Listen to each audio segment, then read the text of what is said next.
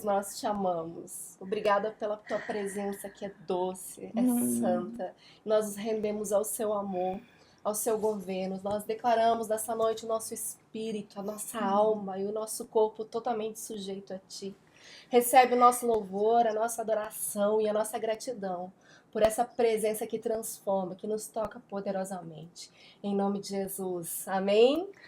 Glória a Deus, nós estamos aqui reunidos mais uma noite com você em nossa casa e eu tenho a alegria de estar com a minha amiga Larissa Lima, que foi um presente do Senhor, estando aqui com a gente, passando em Curitiba, ministrando, e nós falamos, precisa estar por aqui também. Nós estamos então gravando essa mensagem que eu tenho certeza que vai alcançar teu coração nessa noite. Então, recebe, coloca aí a sua mão em posição de receber da parte do Senhor, que eu tenho certeza que algo poderoso, transbordante está por vir para te alcançar.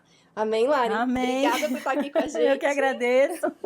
Estamos muito felizes. Amém. Quebra tudo. Tenho certeza que você tem algo da Amém. parte do Senhor Que para Jesus nós. traga o céu nesse lugar Com essa certeza, noite. nós queremos, é o que mais desejamos. E agora vamos desfrutar desse banquete. Aleluia. A mesa do Senhor, amém? Amém. Aleluia. Senhor, obrigada pela vida da Sim, Lari, Jesus. obrigada pela vida do Gui, seu esposo, por tudo que eles têm feito, Pai, submetidos ao teu governo, Senhor, nessa geração, Pai, nesses tempos que temos vivido. E eu tenho certeza, Pai, que o Senhor tem algo, Pai, poderoso para nós essa noite, que ela seja o teu canal, Senhor, que ela possa fluir, Pai, derramar tudo que o Senhor tem para nós essa noite, debaixo de ousadia, de intrepidez, Senhor, e da autoridade que está em teu nome, Jesus. Nós recebemos esse banquete e te glorificamos, em nome de Jesus. Aleluia. Amém? Aleluia. Vai, quebra tudo, amiga, vai lá. Ai, eu espero que essa atmosfera que a gente acabou de experimentar aqui esteja invadindo a sua casa, o seu carro, sei lá, no seu escritório, de onde você está assistindo essa live. Eu não sei se você está assistindo ela ao vivo, se você está assistindo ela gravada depois, mas a minha expectativa no Senhor é que essa mesma atmosfera que nos inundou agora há poucos momentos possa te inundar ainda de você estar, que você possa mergulhar em águas profundas. E que esse não seja mais um culto que você vai assistir, que não seja mais uma reunião na sua vida, mas que seja um encontro marcado com águas profundas, águas densas, caudalosas e que te levem para longe no Senhor, aleluia. Meu nome é Larissa Lima, eu acho que por aqui você já ouviu meu marido ministrando, Guilherme Lima, e nós estamos aqui tão felizes com essa família, celebrando o Senhor e engrandecendo o nome dele, e nós estamos com o nosso coração cheio de alegria. E eu queria compartilhar uma mensagem com vocês, que é uma mensagem que, quando o Senhor me trouxe ela no coração, eu confesso que já faz alguns anos que eu estudo sobre esse tema, que eu tenho me dedicado sobre esse tema, e cada dia que eu pego a minha Bíblia parece que tem algo novo do Senhor nele. É um assunto quase que inacabado, algo que nós acabaremos na eternidade, eu creio nisso.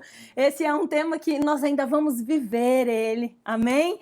Eu queria começar com você lá em Jeremias, no capítulo 50, nos versos 4 e 6. Nós vemos um chamado de volta, uma profecia do profeta Jeremias nos chamando de volta. Ele disse, olha, naqueles dias, naquele tempo, diz o Senhor, voltarão os filhos de Israel, eles e os filhos de Judá, juntamente, andando, chorando, virão e buscarão ao Senhor. Perguntarão pelo caminho de Sião, de rostos voltados para lá, e dirão, vinde, nos unamos ao Senhor em aliança eterna que jamais será esquecido. Esse verso, ele continua dizendo, meu povo tem sido ovelhas perdidas. Seus pastores as fizeram errar e as deixaram desviar dos montes passaram para os outeiros e elas se esqueceram do seu lugar. Elas se esqueceram do seu redil. É tão interessante porque quando nós lemos esse texto, ele traz duas informações muito importantes para nós. Ele traz esse lugar chamado Sião. E tem esse chamado, né, de volta do Senhor, que quando nós lemos, ele ecoa nos nossos ouvidos. Ele fala, olha, naquele dia, naquele tempo, eles voltarão. Alguém que está voltando é alguém que saiu de um lugar e precisa retornar. É alguém que deixou o lugar onde estava, andou errado e agora precisa retornar. Na continuação, no versículo 6, ele diz, porque o meu povo se perdeu. O meu povo, ele está como ovelha perdida.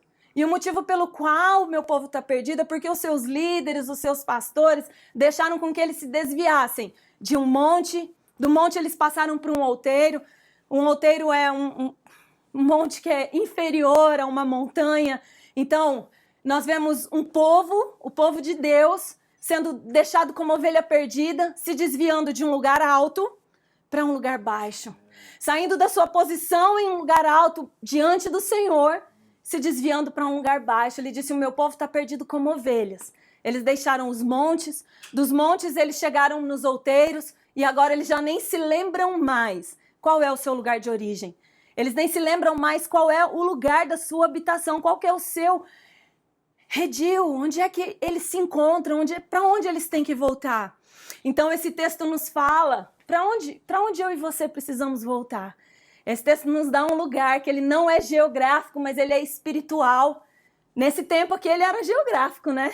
Nós vemos o profeta Jeremias, ele fala do retorno de Israel e do retorno de Judá. Era um tempo em que o reino de Israel estava dividido entre reino do norte e reino do sul, mas Jeremias vê esse tempo em que o reino seria unido novamente, reunificado, e ele diz, o dia que esse reino for unido novamente, eles se encontrarão em Sião, eles serão como um só povo, eles voltarão para esse lugar alto, eles voltarão para esse lugar de onde eles jamais deveriam ter saído.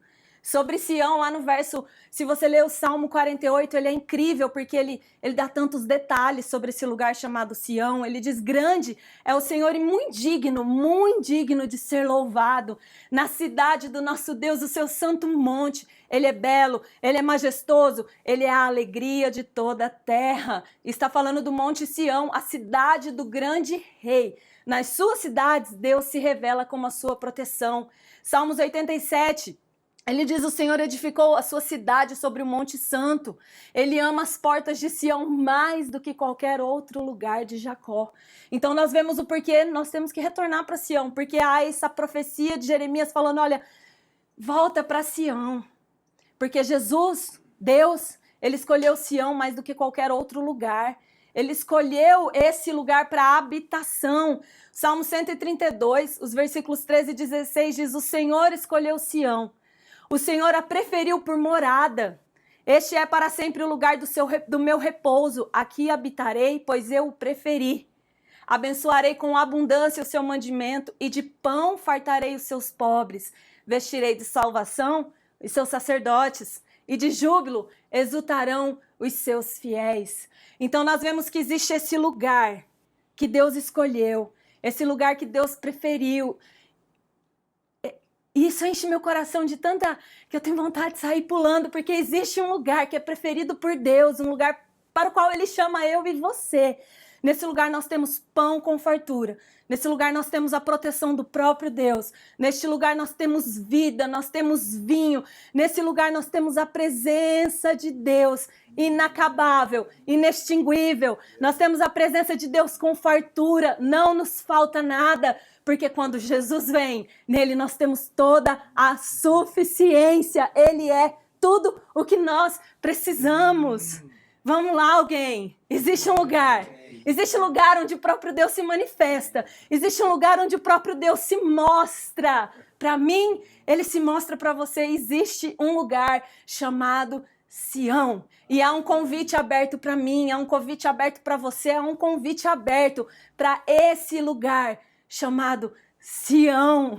É para lá que nós estamos indo. E quando eu falo que é um assunto que nós vamos acabar na eternidade, você pode abrir aí sua Bíblia. Apocalipse 14, verso 1 diz que no Monte Sião o Cordeiro se levantou com 144 mil.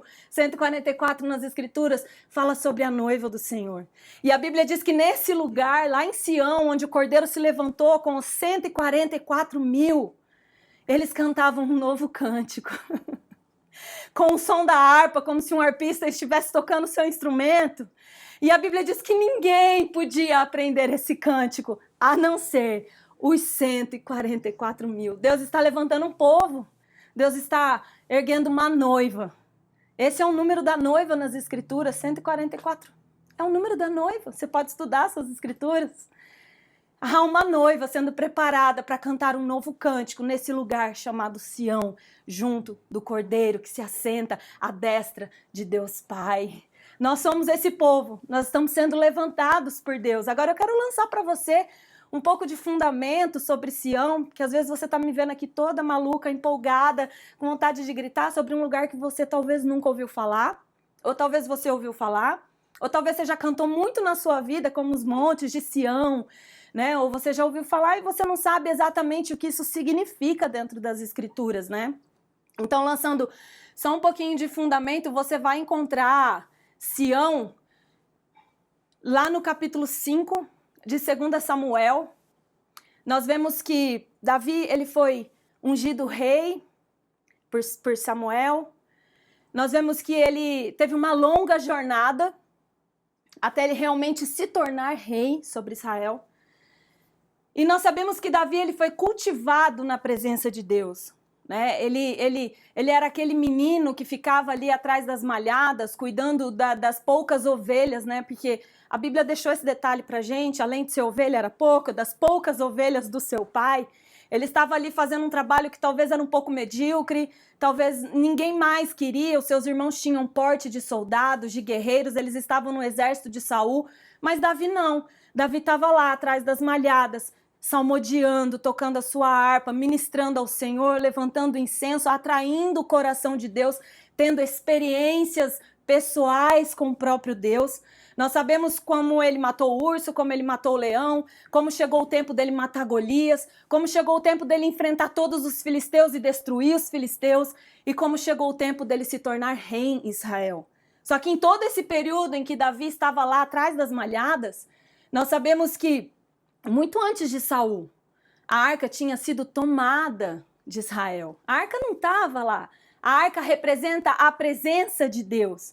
Então, ele estava lá, ele não tinha nenhum contato com a arca, aquilo que simbolizava a presença de Deus para os israelitas. Talvez, alguns historiadores falam que talvez ele viu a arca quando essa arca foi trazida de volta dos filisteus e ficou então na casa de Obed-edom, na casa de Aimeleque. Essa arca transitou várias vezes, mas Davi, ele não foi criado dentro da igreja. Ele não era de uma linhagem sacerdotal. Ele não estava lá no tabernáculo ministrando diante da arca. Não, a Bíblia diz que ele estava lá atrás das malhadas, junto com as poucas ovelhas do seu pai. Mas por ministrar diante do Senhor, Davi desenvolveu essa sede incessante pela presença manifesta de Deus.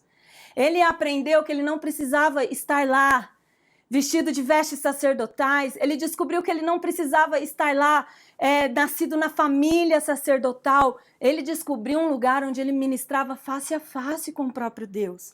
Então, quando ele se torna rei, o primeiro desejo dele é trazer a arca de volta para Israel. Ele trazer de volta aquilo que representava essa presença de Deus. O desejo do coração de Davi. Ele já tinha derrotado seus inimigos, ele tinha finalmente chegado no trono. Ele poderia muito bem ter descansado de toda a guerra, de todo o sangue, de todo o tempo que ele passou fugitivo, mas ele fala, não, eu não vou descansar, eu vou trazer a arca de Deus de volta para o povo de Israel. Só que é importante nós entendermos aqui que Davi não foi só aleatoriamente buscar a arca de volta e trazer de volta para dentro do tabernáculo de Moisés, que estava ali, que era o tabernáculo em operação na época. Não, Davi, ele escolhe um lugar chamado Sião.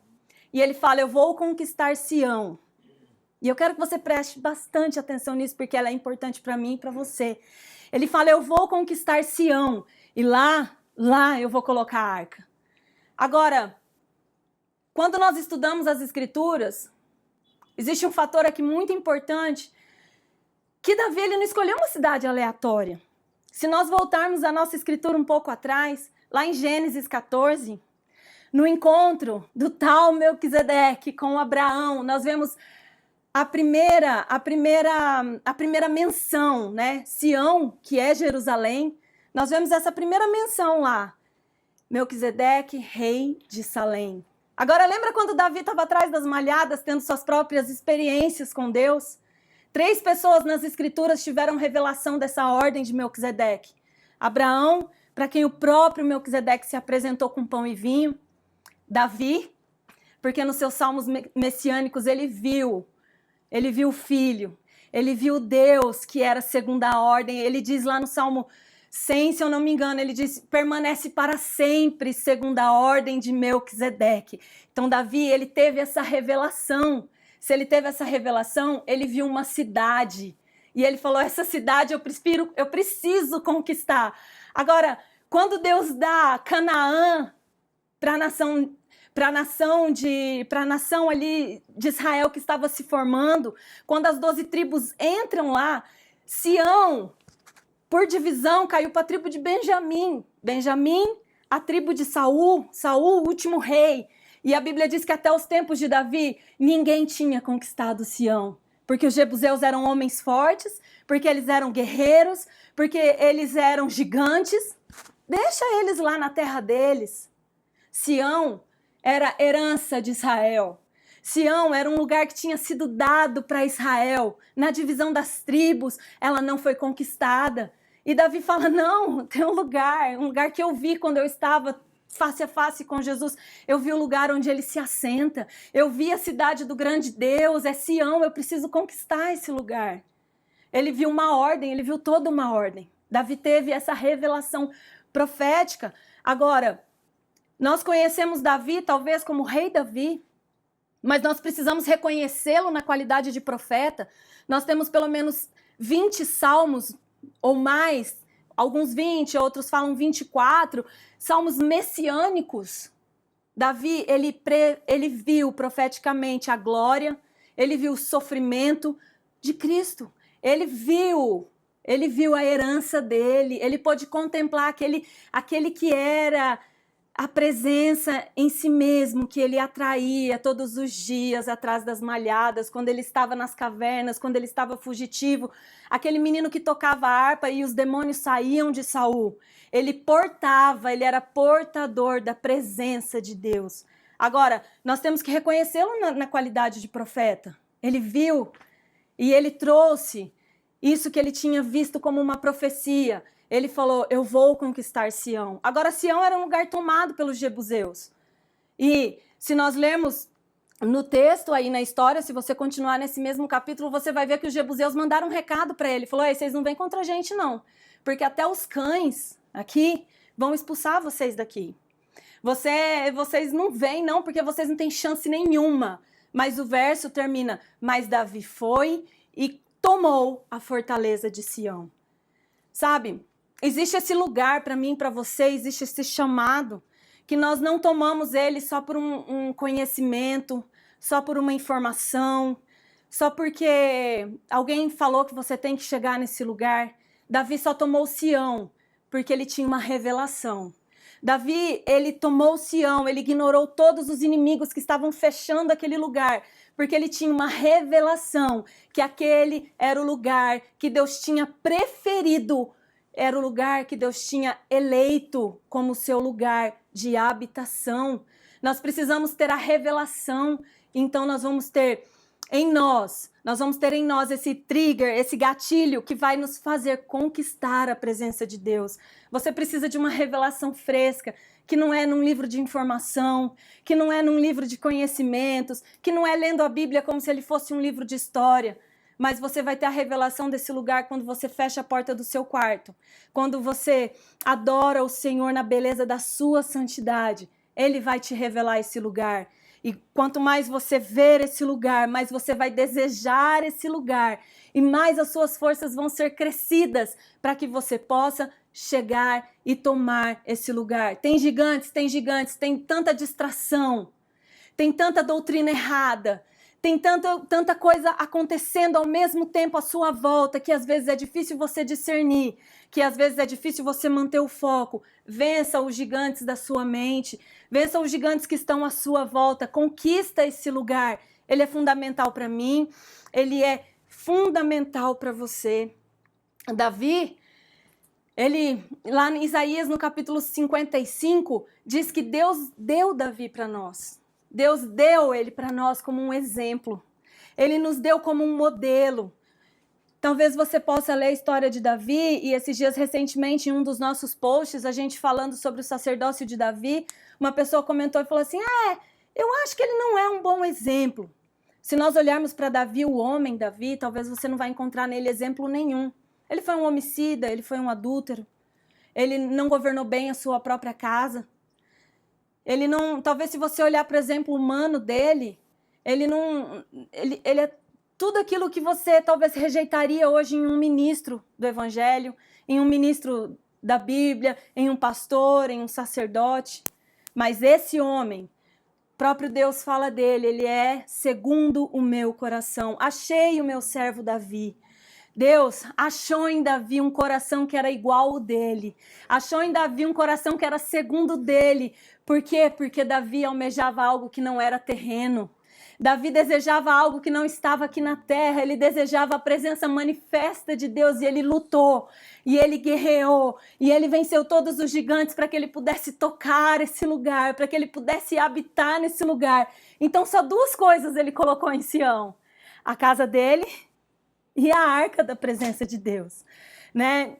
Então, nós vemos como Jerusalém, ele foi tomado e lá em cima ele coloca a arca da presença de Deus e Davi, quando a gente lê a história, né, muitos historiadores falam que a arca estava posicionada de uma forma que de qualquer lugar onde Davi estava na sua casa, ele podia olhar para a arca. Agora, eu quero colocar para você mais um detalhe que é muito importante. Quando Davi traz a arca e ele coloca lá no Monte Sião, muitas vezes na nossa cabeça a gente fala: ai, que legal, ele trouxe a arca, ele colocou lá. Mas lembra do tabernáculo de Moisés? Ele seguia firme e operante lá em Gibeão. A Bíblia fala que o tabernáculo estava lá em Gibeão. Por quase 50 anos, desde que Davi traz a arca de volta, até que o templo de Salomão é construído, haviam 2 tabernáculos em operação em Israel. Nós tínhamos o tabernáculo de Moisés lá em Gibeão e nós tínhamos a arca no tabernáculo de Davi. O que era o tabernáculo de Davi? O tabernáculo de Davi era uma tenda onde estava a arca da aliança. Mas a Bíblia diz que Davi nomeou cantores, músicos. Ele nomeou porteiros que ficavam ali cuidando da presença de Deus, cuja único trabalho deles, a única ocupação desses 4 mil homens que ficavam ali em volta da arca era 24 horas, 7 dias por semana. Eles estavam diante da arca, ministrando, salmodiando e levantando incenso. Eles estavam atraindo para Israel, atraindo para aquela nação a presença de Deus, a manifestação da presença de Deus. No tabernáculo de Moisés, a arca ficava no 3º nível, o Santo dos Santos, atrás de um véu, onde somente o sumo sacerdote, uma vez por ano, ele podia entrar com o sangue do sacrifício, derramar aquele sangue sobre o propiciatório, para que houvesse expiação do pecado da nação de Israel. O que Davi fez, profeticamente, foi o que Jesus fez depois, quase 900 anos depois. Jesus rasgou na sua própria carne o véu que separava eu e você da presença dele. Ele rasgou esse véu de alto a baixo e ele expôs a arca. A Bíblia diz que quando ele morreu na cruz, quando ele disse ali está consumado, o véu do templo se rasgou, provavelmente os sacerdotes estavam ali nos seus ofícios, ministrando ao Senhor, de repente o véu se abre e eles se deparam com a arca, ou eles se deparam ali com aquele lugar vazio. Agora, enquanto o tabernáculo de Moisés estava em operação, havia turmas de sacerdotes, e isso eu quero que você grave agora, porque é muito importante. No tabernáculo de Moisés, nós tínhamos o átrio, o lugar santo e o santo dos santos. No tabernáculo de Moisés, quando a arca voltou para Sião, permaneceram os sacrifícios de sangue, permaneceu todo o serviço do lugar santo, a mesa dos pães, o candelabro, o altar de incenso. Todo o trabalho ali permaneceu. O tabernáculo de Moisés agora tinha a bênção de Deus. Mas ele já não tinha mais a presença de Deus.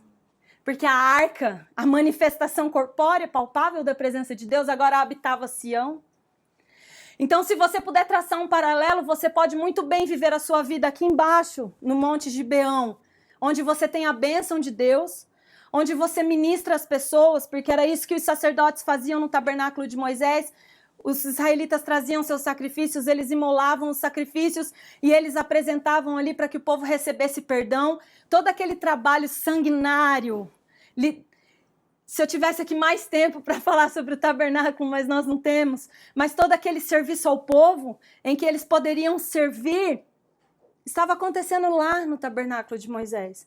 Mas uma nova turma de sacerdotes, uma nova raça de sacerdotes, um novo padrão de sacerdócio estava sendo levantado por Davi.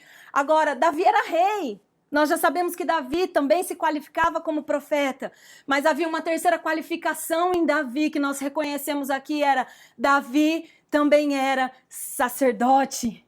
Como assim? Ele não oficiava como um sacerdote, mas ele comeu do pão sacerdotal quando ele encontra Aimeleque e Nob. Ele fala no Salmo 23, preparas para mim uma mesa perante os meus inimigos. Essa mesa, a mesa onde ficavam os pães da proposição dentro do lugar santo, que ficava ali por 7 dias e somente o sacerdote podia comer. Profeticamente ele falou, preparas para mim uma mesa. Mais à frente nós vemos ele diante de Aimeleque comendo pão sacerdotal. Ele vestiu vestes sacerdotais. Quando ele traz a arca, a Bíblia diz que ele estava vestido de vestes sacerdotais. Então, Davi aqui, ele é uma referência, ele é um símbolo, ele é um tipo de Cristo para nós. O que Davi fez, na realidade, Jesus cumpriu. Jesus cumpriu lá em Pedro. 1 Pedro, no capítulo 2, quando Pedro fala agora, vocês são sacerdócio real. Vocês são, agora não tem mais só uma classe de sacerdotes, não tem mais só uma família de sacerdotes, porque a arca em Sião simbolizava que todo israelita podia olhar para Sião e ver a arca, aquela arca que ficava escondida atrás do véu, que somente um homem, que tinha que nascer numa família sacerdotal, que tinha que, por ordem, acabar como sumo sacerdote, podia ver, agora toda a nação podia ver aquilo que Jesus cumpriu com a sua morte. Davi profeticamente abre, ele bota aquela arca lá em cima do Monte Sião e toda a nação pode olhar para a arca. Toda a nação tem acesso a ver a presença de Jesus, a ter acesso a essa presença. 4.000 homens ali profetizando, salmodiando, atraindo a presença de Deus, meu irmão. Esse é o acesso que nós temos hoje. Antes era uma caixa de madeira coberta com ouro. Hoje nós temos, Atos diz que se nós apalparmos, nós podemos tocá-lo. Ele não está longe de nós, mas se eu levanto as minhas mãos lá no meu lugar secreto, quando eu estou lá no meu quartinho, quando eu estou lá levantando incenso, que são as minhas orações, que é a minha adoração, que é a minha devoção diante de Deus, quando eu levanto as minhas mãos, eu posso tocá-lo. Não tem nada mais precioso do que esse acesso que Jesus abriu para nós. Você não vai encontrar nada mais precioso que isso. O sacerdócio que ministrava aos homens nem se comparava à glória do sacerdócio que ministrava diante de Deus. Muito tempo depois nós vamos ver lá em Ezequiel, capítulo 44. Deus fala, olha, os levitas que se desviaram do Senhor vão poder trabalhar na minha casa. Vão poder oferecer os sacrifícios aos homens, vão poder trabalhar. Mas os filhos de Zadok, esses se mantiveram fiel quando os levitas se distanciaram de mim. Esses vão poder se chegar a mim. Aqueles levitas que se afastaram do Senhor, eles podiam servir ao povo, mas as escrituras dizem, mas não se chegarão à minha presença. Eu não sei você, mas eu não quero nenhuma função nesse mundo que me deixe separado de servir a Deus, de me achegar à presença dEle, de tocar a glória dEle, de olhar face a face, meu irmão. Nada nesse mundo vale a presença de Jesus. Nada nesse mundo vale um toque pessoal, intransferível da presença de Jesus.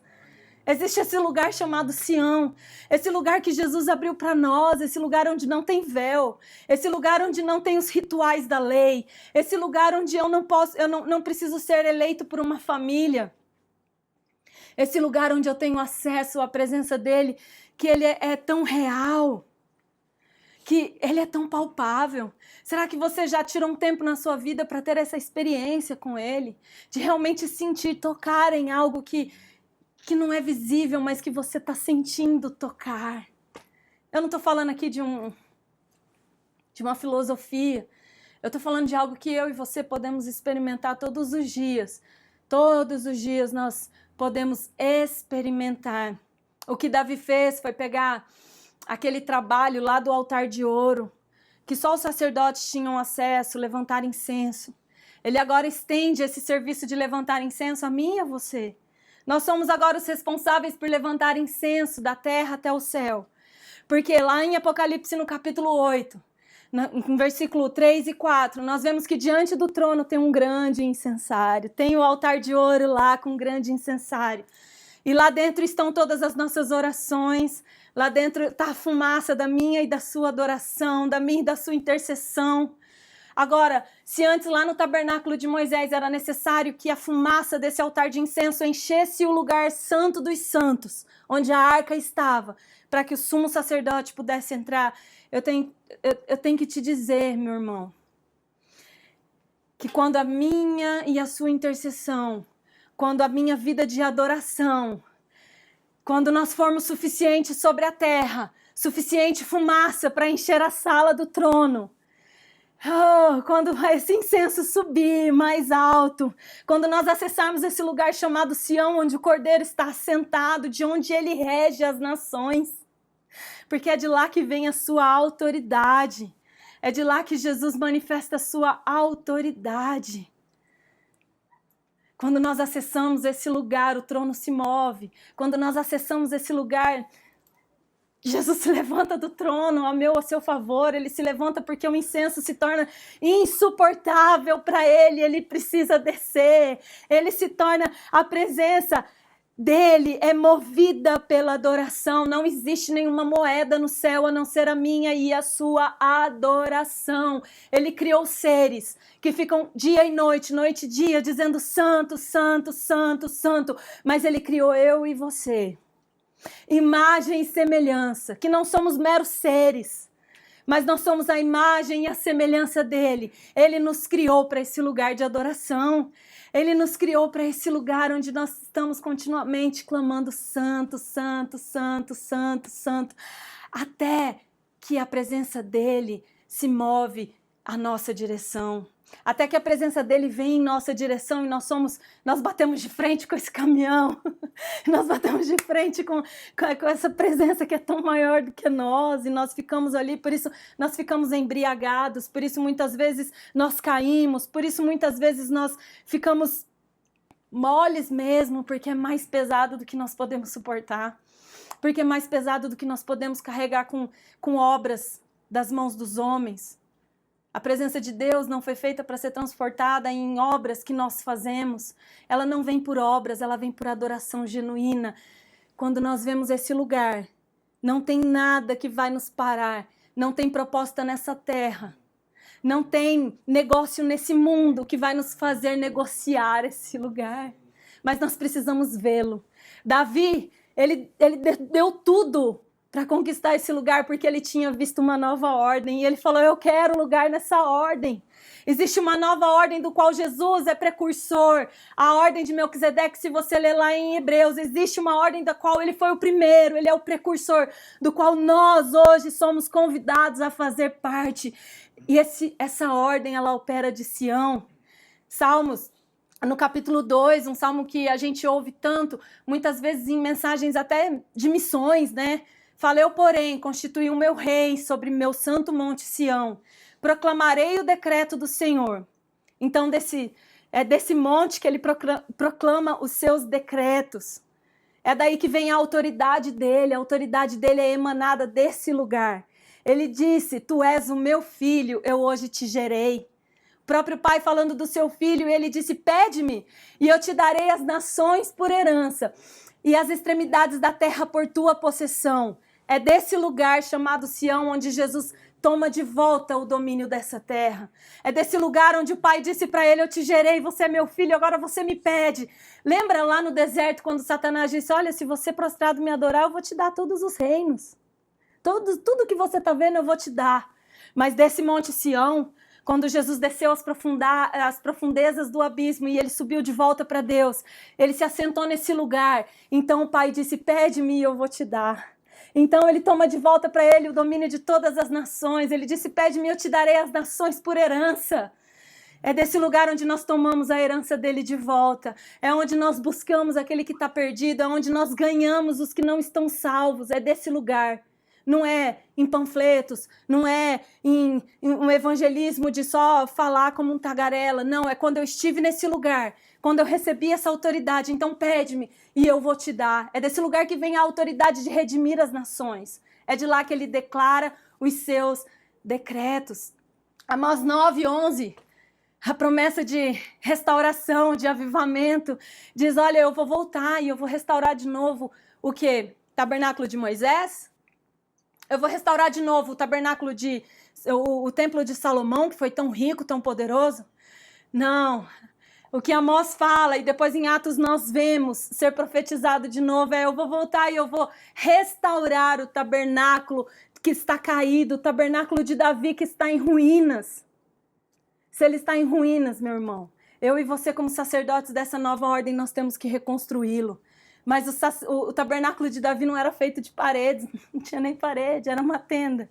Mas ele era feito de uma busca incessante pela presença de Deus, pela manutenção diária da presença de Deus. Yes. O escritor de Hebreus, lá no capítulo 12, versículo 18 e 24, diz, olha, vocês não chegaram ao fogo palpável e ardente, nem à escuridão e nem às trevas, nem à tempestade e ao clangor das trombetas, ao som de palavras tais, que quantos o ouviram, suplicaram que não lhes falassem, pois já não suportavam o que lhes era ordenado. Até um animal, se tocar o monte, será apedrejado. Na verdade, de tal modo era horrível o espetáculo que Moisés disse, sinto-me aterrado e trêmulo. Mas nós não chegamos mais a Sião. Êxodo 19 e 20, houve um chamado para a nação de Israel, para que todos fossem sacerdotes, uma nação de sacerdotes. Deus diz para Moisés, Moisés, desce, santifica esse povo, porque eu vou fazer deles uma nação sacerdotal. E então eles veem isso aqui que Hebreus fala, o clangor das trombetas, a escuridão, as trevas, era o espetáculo temível, terrível diante de Israel, e eles disseram, não, Moisés, sobe você. Mas aqui em Hebreus diz que nós não estamos mais nesse lugar. Ele completa dizendo, mas vocês chegaram ao Monte Sião, a cidade do Deus vivo, a Jerusalém celestial e as incontáveis hostes de anjos e a universal assembleia da igreja dos primogênitos. A igreja dos primogênitos. Jesus vem na terra como unigênito, ele morre e a Bíblia diz que ele ressuscita como primogênito. E nos fez cordeiros com ele de tudo que ele herdou como primogênito. Tudo que ele herdou como primogênito hoje é meu e seu. Então hoje nós somos essa igreja dos primogênitos, que temos a herança divina, a herança celeste, a herança poderosa de tudo que Jesus herdou. Não é que nós temos uma parte do que é de Jesus. Tudo o que Jesus herdou como primogênito, nós recebemos dele. Nós, a igreja dos primogênitos, nós que chegamos arrolados nos céus. E a Deus, o juiz de todos, e aos espíritos dos justos aperfeiçoados. E nós também nos achegamos a Jesus, o mediador da nova e superior aliança. Nós não chegamos só a um lugar, Sião. Não, nós chegamos a essa grande congregação dos primogênitos, a igreja dos primogênitos, que temos a herança da porção dobrada, que recebemos a herança de Jesus sobre as nossas vidas. E nós também chegamos a esse lugar onde Jesus habita como mediador de uma aliança que não é mais a de animal, a que sangra, mas é uma aliança que fala superior ao sangue de Abel. É esse lugar que nós estamos sendo convidados. Se isso não faz seu coração acelerar, se isso não faz um desejo gigante nascer no seu coração, de agora mesmo você se derramar diante do Senhor, de agora mesmo você falar, Jesus, me leva para esse lugar. Você então precisa de uma revelação fresca. Você então precisa de uma revelação palpável da presença de Deus. Esse é um lugar que não faz mais distinção dos povos. No Salmos 87, no versículo 4, diz assim, entre os que me reconhecem, vou incluir Raabe, a prostituta, e Babilônia, além da Filistia, de Tiro e também da Etiópia, como se tivessem nascidos em Sião. Esse lugar dá acesso para mim, seja escravo, livre, hebreu, não hebreu, circuncidado, não circuncidado. Foi um lugar que Jesus abriu para todos. Ele veio para os que eram seus, os seus não receberam. E essa graça e esse acesso foi aberto a todos nós que não éramos povo, mas nós fomos enxertados nele. Nós fomos enxertados nele. Ele abriu esse acesso. Ele abriu esse acesso para a Babilônia, ele colocou lá, e no versículo ele diz assim, no versículo 6, e ao registrar os povos, o Senhor dirá, este nasceu em Sião. Ao registrar os povos. Quando a Bíblia diz em Apocalipse que quando ele for nos julgar, ele então abre os livros. Tem alguém escrevendo os livros. Tem alguém escrevendo esses livros. Tem alguém escrevendo os meus atos, os seus atos, escrevendo. Alguém está escrevendo esses livros, porque no último dia ele vai abrir os livros. Mas a Bíblia diz que quando ele está registrando os povos nesse livro, lá vai estar escrito, Guilherme, nascido em Sião. Não, esse está nascido em Sião.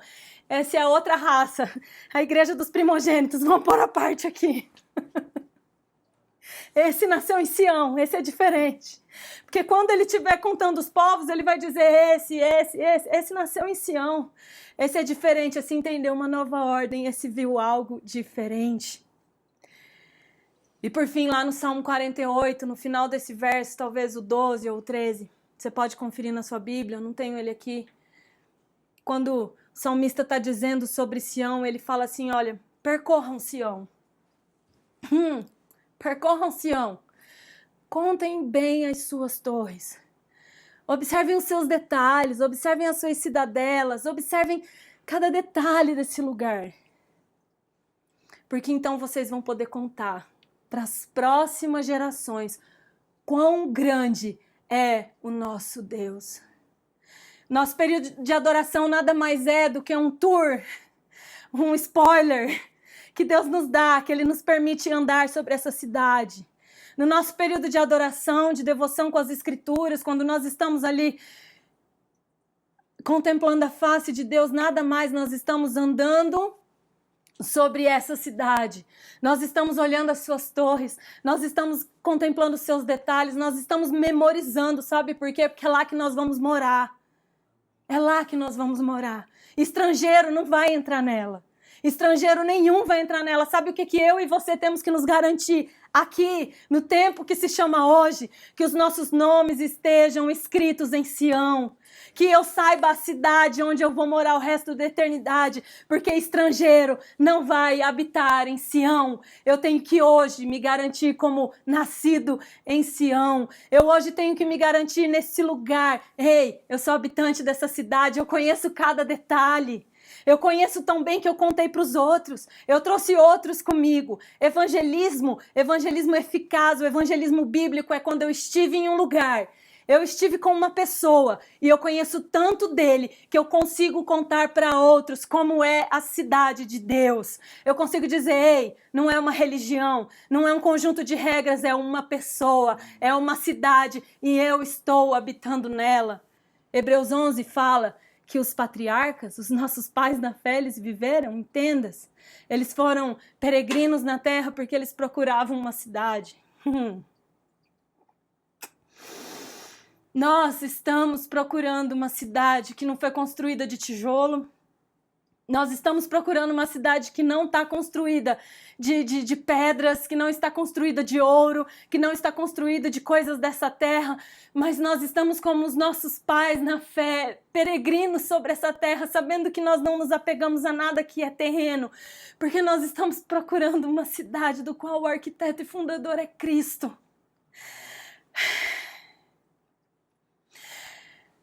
Nós temos saudades, Jesus, do teu lugar, nós temos saudades da tua cidade, Jesus, nós temos saudade da tua presença. Volta os nossos corações a você, Jesus.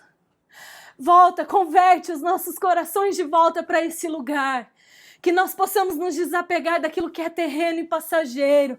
Que nós possamos nos desapegar, Jesus, daquilo que nos prende a homens, daquilo que nos prende a sistemas, daquilo que nos prende, Jesus, a circunstâncias tão passageiras. Mas que nós possamos ter o nosso coração incendiado, Jesus, pela Tua presença, de tal forma que nada mais nos satisfaça além da Tua cidade santa, além, Jesus, desse lugar que Você preparou para nós, onde nós viveremos toda a eternidade. Que as profundezas dentro do nosso coração, Jesus, atraiam as profundezas da Tua presença e que nós sejamos, Jesus, continuamente invadidos, Pai, pela Tua presença sobrenatural. Se você puder tirar um tempo aí na sua casa, onde você está, e cativar essa presença. E aí, nesse mesmo lugar, nessa mesma hora, cativa esse lugar, fala, Jesus, me dá uma experiência com esse lugar, me dá uma experiência com a sua pessoa, me deixa realmente ver os olhos dos quais nós cantamos, Ele tem olhos de fogo, me deixa ver esses seus olhos, me deixa tocar, Jesus, me deixa tocar as suas vestes, me deixa te abraçar, porque é uma promessa da qual nós temos que nos apropriar, é que Ele está perto, Ele não está longe, Ele está perto, Ele não está longe, então se você levantar a sua mão onde você está, você pode tocá-lo. Será que a sua fé é suficiente para tocá-lo nessa noite? Será que a sua fé é suficiente para tocá-lo nessa noite? Ou você vai dizer, Jesus, aumenta a minha fé porque eu quero te tocar? Não tem problema, os discípulos oraram isso, mestre, aumenta a nossa fé. Aumenta a nossa fé, Jesus, para que nós possamos te tocar. Nós queremos te ver, Jesus, assentado sobre esse monte, assentado nesse lugar, Jesus, onde você reina soberano. Nós queremos habitar aos seus pés, habitar, Jesus, nesse lugar chamado Sião, nesse lugar chamado habitação do Deus vivo. Nos leva de volta, Jesus. Então todos os cantores, os tocadores vão dizer, todas as minhas fontes estão em Ti. Então todos nós vamos dizer, Jesus, nesse lugar todas as minhas fontes, tudo que eu preciso, estão em Você.